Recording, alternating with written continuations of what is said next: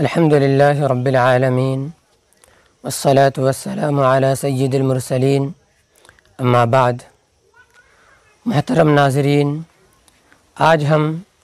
اسلام میں کسب معاش کی اہمیت کے موضوع پر کچھ باتیں سنیں گے۔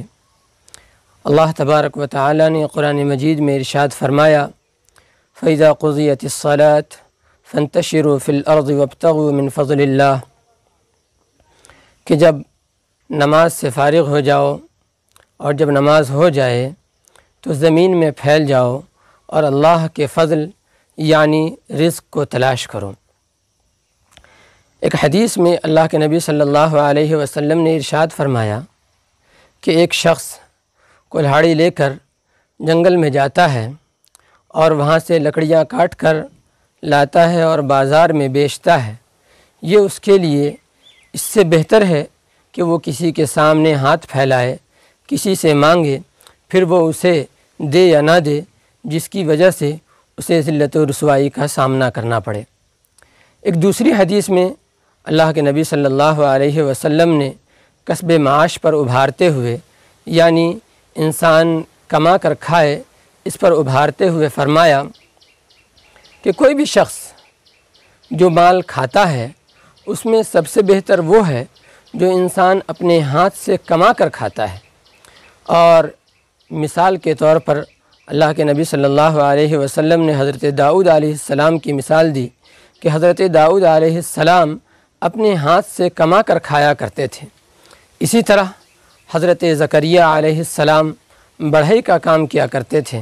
اللہ تبارک و تعالی نے حضرت داؤد علیہ السلام کو زرہیں بنانے کا اور دیگ بنانے کا ہنر عطا فرمایا تھا۔ اللہ نے ان کے لیے لوہے کو نرم کر دیا تھا، جس کے ذریعے وہ زرہیں بنایا کرتے تھے اور دیگ بنایا کرتے تھے اور فروخت کیا کرتے تھے۔ خود ہمارے نبی حضرت محمد مصطفیٰ صلی اللہ علیہ وسلم نے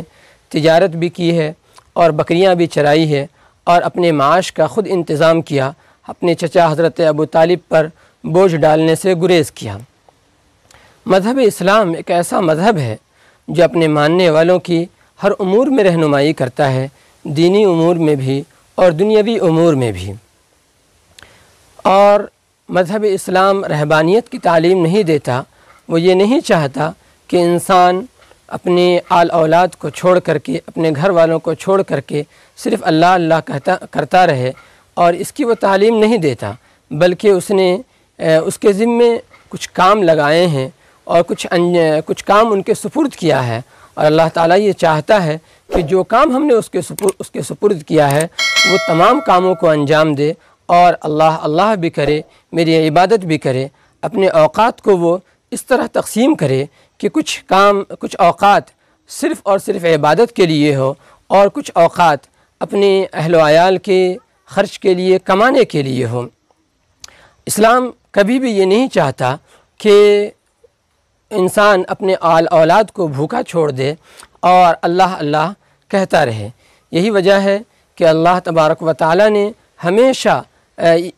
اس کو ایک فریضہ اور ذمہ داری قرار دی ہے۔ ایک حدیث میں اللہ کے نبی صلی اللہ علیہ وسلم نے ارشاد فرمایا کہ اپنے اولاد کے لیے کمانا بھی اسی طرح ایک فریضہ ہے جس طرح دیگر عبادتیں، نماز، روزہ ایک فریضہ ہے اور اس کا ادا کرنا ضروری ہے۔ کسب معاش میں ایک چیز کا خیال رکھنا نہایت ضروری ہے کہ انسان کمانے کے لیے جو ذریعہ، جو راستہ، جو طریقہ اپنائے وہ حلال اور جائز ہو۔ ایسا نہ ہو کہ وہ اپنے آل اولاد کی فکر میں یا اپنے جسم و جان کی، اپنے عزت و وقار کی فکر میں وہ حرام کی طرف چل پڑے اور حرام مال کھانے لگے، حرام مال کمانے لگے۔ اس سے گریز کرنا نہایت ضروری ہے، اس لیے کہ اللہ تبارک و تعالیٰ کے ہاں صرف طیب اور پاک مال ہی قبول ہوتا ہے۔ جو مال حرام ہوتا ہے وہ اس انسان کے لیے بہت سے خیر و بھلائی سے محرومی کا ذریعہ ہو جاتا ہے، بہت سے خیرات و برکات سے وہ انسان محروم ہو جاتا ہے۔ ایک حدیث میں اللہ کے نبی صلی اللہ علیہ وسلم نے ارشاد فرمایا کہ ایک انسان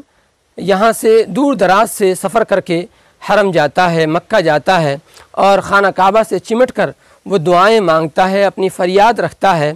اور اللہ اللہ پکارتا ہے، لیکن اس کی دعائیں قبول نہیں ہوتی، اس کی فریاد رد کر دی جاتی ہے۔ کیوں؟ اسے بتایا جاتا ہے، کہا جاتا ہے اسے کہ تمہارے جسم پر جو پوشاک ہے، جو لباس ہے، وہ حرام کا ہے، تم نے جو کھانا کھایا ہے وہ حرام کا ہے، تم نے جو پانی پیا ہے وہ حرام کا ہے، تمہارے جسم کی جو نشو و نما ہوئی ہے وہ حرام سے ہوئی ہے، تو آخرکار تمہاری دعائیں قبول کیسے ہو؟ یہ انسان کی دعائیں قبول نہیں ہوتی ہے۔ تو ہمیشہ انسان کو حلال کمائی کی فکر کرنی چاہیے،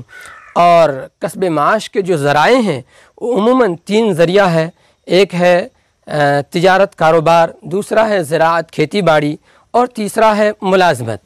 ان میں سب سے بہتر ذریعہ تجارت ہے، اور اللہ تبارک و تعالیٰ نے تجارت میں بڑی برکت رکھی ہے۔ اور اس کے بعد زراعت ہے، کاشتکاری ہے، کہ اگر کوئی انسان تجارت نہیں کر سکتا ہے اور وہ اس ذمہ داری کو نہیں ادا کر سکتا ہے، اس کام کو وہ انجام نہیں دے سکتا ہے، تو وہ کھیتی باڑی اور زراعت کا کام کر لے۔ اور اگر کسی شخص سے یہ بھی نہیں ہو پاتا ہے کہ وہ زراعت کر لے، تو پھر وہ کسی کے ہاں ملازمت کرے۔ لیکن بیکاری سے یہ بہتر ہے کہ وہ کچھ نہ کچھ کرے اور اپنے ہاتھ سے کما کر کھائے، اور حلال کما کر کھائے، اور حرام سے ہمیشہ بچنے کی کوشش کرے، اور اپنے اہل و عیال اور اپنے آل اولاد کے نان و نفقے کا پورا خیال رکھے۔ ایسا نہ ہو کہ صرف اللہ اللہ کہنے کی وجہ سے وہ اپنے آل و اولاد کا خیال نہ رکھ پاتا ہو، اور خدا کے یہاں اس کی باز پرس ہو جائے۔ اور ایک چیز کا اور خیال رکھنا ضروری ہے کہ انسان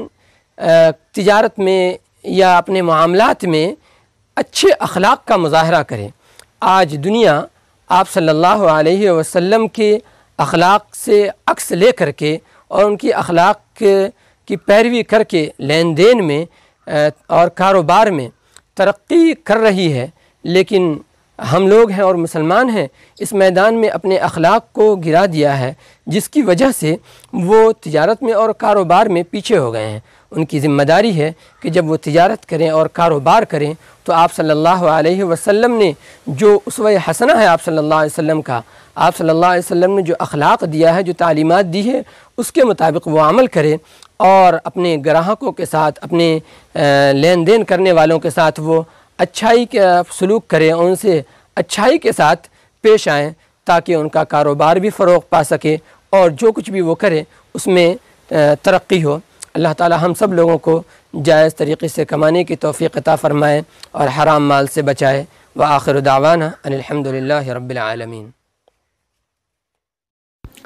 السلام علیکم ناظرین، اگر آپ کو یہ چھوٹی سی کوشش پسند آئی ہو تو چینل کو شیئر، لائک اور سبسکرائب ضرور کریں۔